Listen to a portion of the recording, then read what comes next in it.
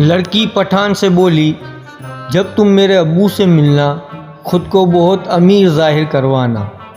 पठान, जाओ अपने बाप से कहो मैं गरीबों से नहीं मिलता। एक पठान रात को कमरे में लाइटें बंद करके अंधेरे में मज़े से सो रहा था। इतने में अचानक कमरे में एक जुगनू आ गया। पठान बोला, या अल्लाह रहम फरमा, ये मच्छर तो टार्च लेकर हमको ढूंढ रहा है।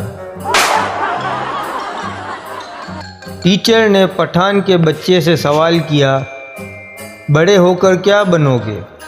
पठान बच्चा, मेरा अब्बू कहता है कि तुम जितना मर्ज़ी पढ़ लो, लेकिन वो कभी नहीं बन सकता जो तुम चाहता है।